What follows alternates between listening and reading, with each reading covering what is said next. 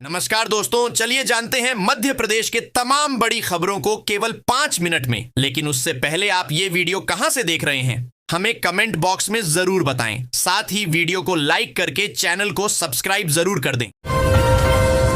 किसान आंदोलन के चलते भोपाल में बुधवार 29 जुलाई 2026 को कई निजी स्कूलों ने छात्रों के लिए अवकाश घोषित कर दिया है।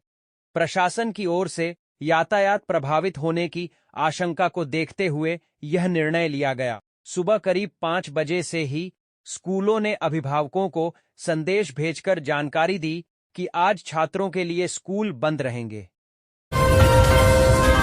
मध्य प्रदेश राज्य निर्वाचन आयोग के निर्देशानुसार इंदौर जिले में नगर पालिकाओं एवं पंचायतों की फोटोयुक्त मतदाता सूची के वार्षिक पुनरीक्षण 2026 की प्रक्रिया पूरी कर ली गई है। निर्धारित कार्यक्रम के अनुसार दावे आपत्तियों के निराकरण के बाद 27 जुलाई को अंतिम फोटोयुक्त मतदाता सूची का सार्वजनिक प्रकाशन किया गया। दतिया विधानसभा सीट के उपचुनाव में मंगलवार शाम 5 बजे प्रचार का शोर थमने के बाद राजनीतिक दलों ने मतदाताओं को रिझाने के लिए घर घर दस्तक अभियान में ताकत झोंक दी है। इस चर्चित और हाई प्रोफाइल सीट पर 30 जुलाई गुरुवार को मतदान होगा, जबकि मतगणना 3 अगस्त को होगी। राजधानी में एक बार फिर से घरेलू एलपीजी उपभोक्ताओं को परेशानियों का सामना करना पड़ रहा है। पिछले 2 महीने से स्थिति सामान्य होने के बाद सर्वर पटरी पर लौटा था और बुकिंग व आपूर्ति दोनों बहाल हो गई थी, लेकिन एक बार फिर से सर्वर की रफ्तार धीमी हो गई है। मध्य प्रदेश कांग्रेस अध्यक्ष जीतू पटवारी ने किसान आंदोलन को लेकर राज्य सरकार पर तीखा हमला बोला है। उन्होंने सोशल मीडिया पर पोस्ट जारी कर दावा किया कि नर्मदापुरम के बरखेड़ा से शुरू हुई किसान क्रांति पदयात्रा ओबेदुल्लागंज, मंटीदीप और एक मील होते हुए भोपाल पहुंच गई है तथा 5000 से अधिक किसान राजधानी की सड़कों पर हैं। इंदौर का कमला नेहरू प्राणी संग्रहालय बाघों के जन्म के लिए सबसे परफेक्ट स्थानों में शुमार हो चुका है। यहां पिछले 10 साल के अंदर 25 से ज्यादा शावकों का जन्म हुआ। इससे 22 बाघ बाघिन बड़े हुए। सरकारी स्कूलों में अब शिक्षक न केवल पहुंच रहे हैं, बल्कि पूरे समय तक अपनी उपस्थिति भी दर्ज करा रहे हैं। अंदाजा इसी बात से लगाया जा सकता है कि मंगलवार को जिले के स्कूलों में 97% शिक्षक व 99% स्कूल इंचार्ज पहुंचे और कार्य किया। ऐसे में स्कूलों में विभाग के अफसरों ने स्कूलों में पढ़ाई के स्तर के सुधरने की संभावना जताई है। इंदौर का देवी अहिल्याबाई होलकर एयरपोर्ट वर्ष 2026 की दूसरी तिमाही अप्रैल से जून में देश के टॉप 10 एयरपोर्ट में शामिल हो गया। पहली तिमाही में 13वें पायदान पर रहने वाले इंदौर एयरपोर्ट को दूसरी तिमाही में 25 पैरामीटर पर कम अंक मिले, फिर भी रैंकिंग में 4 स्थानों का सुधार हुआ। कलेक्टर कार्यालय में होने वाली जनसुनवाई में स्काउट गाइड के बच्चे प्रशिक्षण और नॉलेज के लिए पहुंचते हैं, लेकिन मंगलवार को पहुंची छोटी बच्चियां जनसुनवाई में घंटों खड़ी रहीं। कक्षा 9 और 10वीं की 2 बालिकाएं सुबह 11:15 बजे से दोपहर 1:30 बजे तक खड़ी रहीं और अधिकारी आराम से बैठकर जनसुनवाई करते रहे। किसी ने इनकी तरफ ध्यान नहीं दिया। बालिकाएं बारी बारी से एक दूसरे पैर पर शरीर का भार डालती रहीं। सामुदायिक और सार्वजनिक शौचालयों में गंदगी और अव्यवस्था पाए जाने पर CSI मुख्य स्वच्छता निरीक्षक और सुपरवाइजर का वेतन काटा जाएगा। निगमायुक्त क्षितिज सिंघल ने मंगलवार को जोन 18 में नवलखा पर CTPT में नल खराब होने, सफाई ठीक नहीं होने और गंदगी अव्यवस्था पाए जाने पर CSI अभिषेक तिवारी का 1 दिन का और CTPT सुपरवाइजर प्रमोद दुबे का 3 दिन का वेतन काटने का आदेश दिया। राजधानी में आवासीय अनुमति पर व्यावसायिक गतिविधियों के संचालन को लेकर नगर निगम ने 800 से अधिक व्यापारियों को नोटिस थमाए हैं। इनमें से जिनको 15 जून को नोटिस थमाए थे, उनकी दुकान और शोरूम में कल यानी 30 जुलाई को सील हो सकती है। त्विषा शर्मा मौत मामले में रिटायर्ड जज गिरिबाला सिंह और उनके बेटे समर्थ सिंह मंगलवार को वीडियो कॉन्फ्रेंसिंग के जरिए भोपाल जिला और सत्र न्यायालय के सामने पेश हुए। अदालत ने मॉडल से एक्ट्रेस बनी त्विषा शर्मा की मौत के मामले में रिटायर्ड जज गिरिबाला सिंह और उनके बेटे समर्थ सिंह की न्यायिक हिरासत 11 अगस्त तक बढ़ा दी है।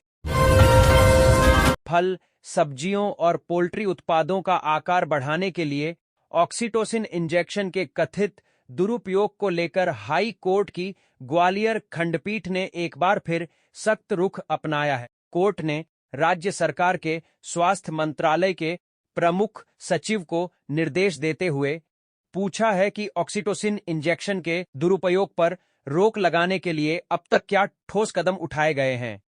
मामले में प्रमुख सचिव से विस्तृत जवाब तलब किया गया है। इस मामले की सुनवाई अब 4 सप्ताह बाद होगी। राजधानी भोपाल में किसानों के धरना हाइफन प्रदर्शन को देखते हुए नर्मदापुरम रोड पर यातायात व्यवस्था प्रभावित है। इसे लेकर भोपाल यातायात पुलिस ने बुधवार को नई ट्रैफिक एडवाइजरी जारी करते हुए नागरिकों से वैकल्पिक मार्गों का उपयोग करने और यातायात नियमों का पालन करने की अपील की है।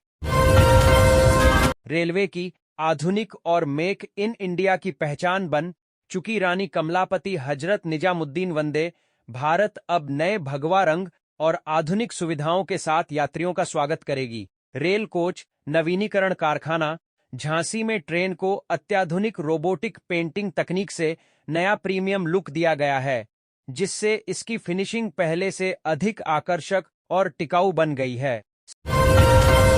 सिंधिया राजघराने की 40,000 करोड़ रुपए की संपत्तियों से जुड़े बहुचर्चित विवाद में मंगलवार को जिला न्यायालय में अहम सुनवाई हुई।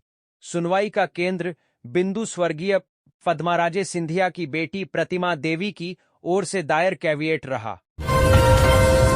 मध्य प्रदेश में इस साल कम बारिश, अल्प वर्षा का सीधा असर प्रदेश के पावर सेक्टर पर पड़ा है। बारिश कम होने से जहां एक तरफ बिजली की मांग में करीब 30% की भारी बढ़ोतरी दर्ज की गई है, वहीं दूसरी तरफ हाइडल पावर का जनरेशन घटकर लगभग 1/4 रह गया है। मध्य प्रदेश में हाथियों और अन्य जंगली जानवरों ने किसानों की फसलों को काफी नुकसान पहुंचाया था। इस पर जबलपुर हाईकोर्ट ने कड़ा रुख अपनाया है।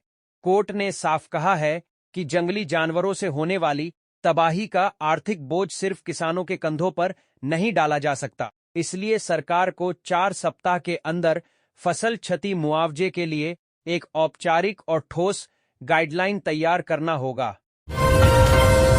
प्रदेश में मानसून की सुस्त रफ्तार का असर अब बिजली व्यवस्था पर भी साफ दिखाई देने लगा है।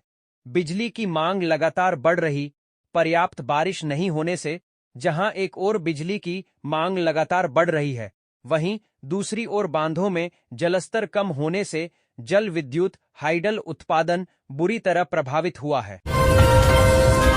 जिले में मंगलवार दोपहर से हो रही झमाझम वर्षा ने जनजीवन प्रभावित कर दिया है।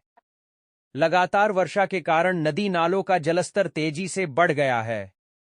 सबसे अधिक असर वारासिवनी से लालबर्रा मार्ग पर देखने को मिला, जहां टोंडिया नाला उफान पर आ गया है। नाले में तेज बहाव के चलते दोनों ओर से वाहनों के पहिए सुबह से थमे हुए हैं। मुख्यमंत्री डॉक्टर मोहन यादव के नेतृत्व में प्रदेश भर में संचालित नशे दूरी है जरूरी 2.0 अभियान के अंतर्गत पुलिस अधीक्षक पद्म विलोचन शुक्ल के में बड़वानी पुलिस द्वारा जिले के विभिन्न शासकीय एवं अशासकीय विद्यालयों में इसका व्यापक आयोजन किया गया। विद्यार्थियों की सहभागिता से नशा मुक्ति विषय पर चित्रकला एवं स्लोगन लेखन गतिविधियों का व्यापक आयोजन हुआ। शहर के निवासी युवक के साथ विवाह के नाम पर धोखाधड़ी का मामला सामने आया है। दरअसल धूमधाम से हुआ विवाह 25 दिन बाद ही विवाद और तनाव में बदल गया। विवाह के बाद से ही पत्नी संबंध न बनाने के लिए तरह तरह के बहाने बनाती रही, जिससे उस पर शंका हुई। पति व परिजन ने उस पर नजर रखी। जेठानी ने उसे दाढ़ी बनाते हुए देख लिया। मध्य प्रदेश के उज्जैन स्थित महाकालेश्वर ज्योतिर्लिंग देश के 12 ज्योतिर्लिंगों में से एक है। सावन और महाशिवरात्रि के दौरान यहां लाखों श्रद्धालु दर्शन के लिए पहुंचते हैं। हालांकि महाकाल मंदिर से जुड़े कई ऐसे तथ्य हैं जिनके बारे में बहुत कम लोग जानते हैं। आइए जानते हैं महाकालेश्वर मंदिर की कुछ खास बातें। वर्ष 2022 में रामनवमी के दौरान खरगोन में हुए सांप्रदायिक दंगों से जुड़े एक महत्वपूर्ण आपराधिक प्रकरण में चतुर्थ अपर सत्र न्यायालय खरगोन ने 11 आरोपितों को दोषमुक्त कर दिया है। न्यायाधीश मुकेश नाथ ने विस्तृत सुनवाई के बाद माना कि अभियोजन पक्ष आरोपितों के विरुद्ध लगाए गए आरोपों को संदेह से परे प्रमाणित करने में असफल रहा। धार जिले के तिरला ब्लॉक के ग्राम ज्ञानपुरा स्थित सांदीपनी विद्यालय में कथित जातिगत भेदभाव से नाराज आदिवासी विद्यार्थियों का आक्रोश सड़कों पर उतर आया। स्कूल ड्रेस में दर्जनों छात्र छात्राएं करीब 10 किलोमीटर पैदल चलकर नारेबाजी करते हुए जिला मुख्यालय पहुंचे और कलेक्टर कार्यालय के बाहर धरना दिया। बड़े दादाजी महाराज ने अल्प प्रवास के दौरान खुले मैदान को अपना आशियाना बनाया। उनके समाधिस्थ होते ही छोटे दादाजी महाराज ने एक कुटिया में आश्रम बनाया और दरबार के नियम कायदे बनाए। छोटे दादाजी की समाधि के बाद आश्रम ने वर्तमान रूप लिया। अब बड़े दादाजी महाराज की समाधि शताब्दी वर्ष में श्री दादाजी आश्रम भव्य रूप में दादाजी भक्तों के लिए पंचम धाम बनेगा। मध्य प्रदेश की दतिया विधानसभा उपचुनाव के प्रचार के अंतिम दौर में दतिया राज परिवार के बीच चल रहा विवाद खुलकर सामने आया है। मंगलवार को संयुक्त पत्रकार वार्ता के दौरान राज परिवार के रिश्तेदार हेमलता और राहुल देव सिंह ने कांग्रेस प्रत्याशी कुंवर घनश्याम सिंह पर राज परिवार की मर्यादाओं और परंपराओं का उल्लंघन करने के गंभीर आरोप लगाए हैं। मध्य प्रदेश के धार जिले में स्थित भोजशाला विवाद में सुप्रीम कोर्ट की अंतरिम व्यवस्था के तहत पहले तैयार किए गए 40 पीर मालीवाड़ा स्थल को मस्जिद पक्ष द्वारा अस्वीकार किए जाने के बाद जिला प्रशासन ने नमाज के लिए 2 नए वैकल्पिक स्थान तैयार करना शुरू कर दिए हैं। त्योहारों का सीजन शुरू होने से पहले राजधानी में मिलावटखोरों पर नकेल कसने के लिए खाद्य सुरक्षा प्रशासन ने अभियान छेड़ दिया है। दूध, घी, मावा और पनीर जैसे खाद्य पदार्थों की शुद्धता सुनिश्चित करने के लिए की जा रही कार्रवाई के तहत बुधवार को खाद्य विभाग की टीम ने करोंद स्थित एक दुकान पर छापा मारकर करीब 10 क्विंटल 938 किलोग्राम संदिग्ध देसी घी जब्त किया है। इंदौर में मेट्रो 3132 किलोमीटर के रूट के आसपास 500 से 500 मीटर में transit oriented development TOD corridor विकसित किया जाएगा। ऐसे में मेट्रो के रूट के आसपास हाई डेंसिटी डेवलपमेंट की योजना प्रस्तावित है। मेट्रो स्टेशन व उसके आसपास के 500 मीटर क्षेत्र में हाईराइज व गगनचुंबी इमारतें बढ़ेंगी, जिससे इस क्षेत्र का रहवासी व व्यावसायिक मिश्रित उपयोग बढ़ेगा। राजधानी भोपाल के गांधी मेडिकल कॉलेज जेएमसी से एसोसिएटेड हमीदिया अस्पताल सहित प्रदेश भर के सरकारी मेडिकल कॉलेजों में एमबीबीएस इंटर्न डॉक्टरों की काम बंद हड़ताल फिलहाल खत्म नहीं होगी। डॉक्टरों के संगठन ने रुख साफ करते हुए कहा है कि यह हड़ताल अगले 1 महीने तक जारी रह सकती है। हालांकि राहत की बात यह है कि मरीजों की सुविधा के लिए इमरजेंसी आपातकालीन सेवाएं चालू रहेंगी, लेकिन ओपीडी व्यवस्था पूरी तरह ठप रहेगी। जबलपुर जिला बार एसोसिएशन के चुनाव में एक बार फिर मनीष मिश्रा ने बाजी मारी है। कड़े मुकाबले और उत्साहपूर्ण माहौल के बीच हुए इस चुनाव में अधिवक्ताओं ने उन पर फिर से अपना भरोसा जताया है। मनीष मिश्रा को दोबारा जिला बार एसोसिएशन जबलपुर का अध्यक्ष चुना गया है। प्रदेश के 2 करोड़ से अधिक बिजली उपभोक्ताओं को जुलाई माह के बिजली बिल में अतिरिक्त भार उठाना पड़ेगा।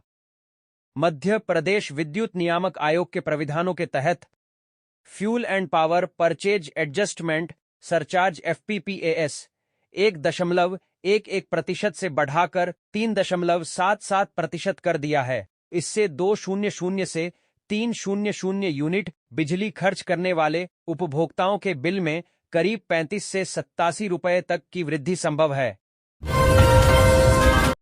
भारतीय किसान मजदूर महासंघ के राष्ट्रीय अध्यक्ष शिवकुमार शर्मा ने सरकार को चेतावनी देते हुए वह किसानों से वार्ता कर उनकी मांगों का समाधान करें। इसके लिए हम आज का समय देते हैं, कल हमारा होगा। मूंग का उपार्जन हर हाल में होना चाहिए। सरकार इसकी घोषणा करें। अंचल में नौकरी बदलने वाले हजारों कर्मचारियों और नौकरी पेशा युवाओं के लिए कर्मचारी भविष्य निधि संगठन ने एक बड़ी और राहत भरी सौगात दी है। अक्सर देखा जाता है कि ग्वालियर सहित आसपास के क्षेत्रों में नौकरी बदलने के बाद कर्मचारी अपने पुराने पीएफ खाते का पैसा नए खाते में ट्रांसफर नहीं करा पाते हैं। शहर के लाडगंज थाना क्षेत्र में ऑनलाइन ठगों ने एक बार फिर सेना पैरामिलिट्री का नाम इस्तेमाल कर एक बुजुर्ग को अपना शिकार बनाया है। एमपीईब से रिटायर्ड अधीक्षण अभियंता एसई को फर्नीचर बेचने के नाम पर झांसे में लेकर आरोपी ने 30,000 रुपए ऐंठ लिए। शिकायत के बाद लाडगंज पुलिस ने अज्ञात जालसाज के खिलाफ धोखाधड़ी का मामला दर्ज कर जांच शुरू कर दी है।